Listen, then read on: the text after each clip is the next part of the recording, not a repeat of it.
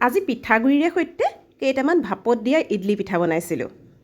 সেইদিনা ভিডিঅ'টো দিওঁতে দুই এগৰাকীয়ে কমেণ্ট কৰিছিল যে ইডলি ৰেচিপিটো দিব লাগে। মই আগতে কেইবাবাৰো ইডলি পিঠাৰ ৰেচিপি দিছিলোঁ চুজিৰে সৈতে। আজি চুজি আৰু পিঠাগুড়িৰে সৈতে বনোৱা এই ৰেচিপিটো আগবঢ়ালোঁ। এয়া দেখিছে চুজি আৰু এয়া দেখিছে পিঠাগুড়ি। চুজি যদি একাপ দিছোঁ, পিঠাগুড়ি দিছোঁ আধা কাপ, আৰু অকণমান এয়া চেনি দিলোঁ। চেনি পৰিমাণ অনুসৰি দিলেই হ'ল। লগত অলপ নিমখো দিছোঁ। নিমখ আৰু চেনি একেলগে ভালদৰে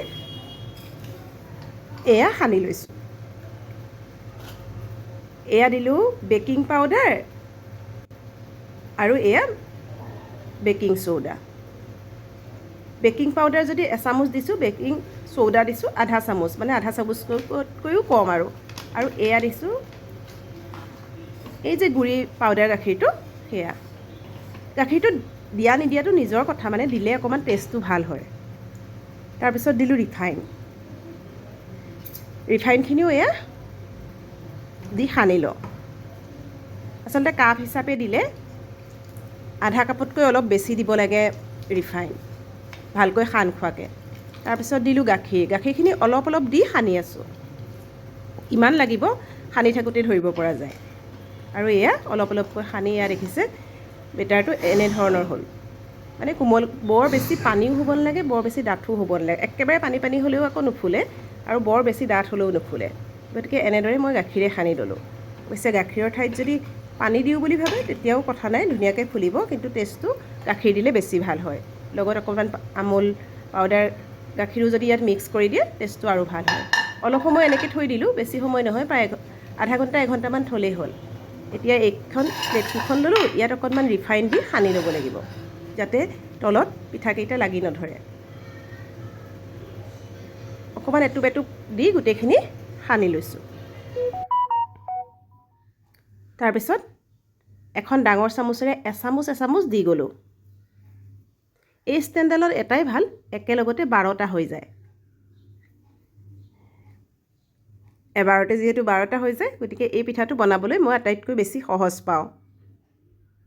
আৰু অপকাৰো নকৰে, বৰকৈ ভজা পোৰা একো নাথাকে। যিহেতু ইয়াত ভাপত দিয়েই বনাব পাৰি, গতিকে খালে অপকাৰো নকৰে। চেনি নিমখ এইখিনি নিজৰ হিচাপত দিলেই হ'ল। যদি পৰিমাণ অনুসৰি দিওঁ বুলি ভাবে প্ৰায় একাপেই চেনি দিব লাগে। যদি কম চেনি খায় তেনেহ'লে কমাই দিলেই হ'ল।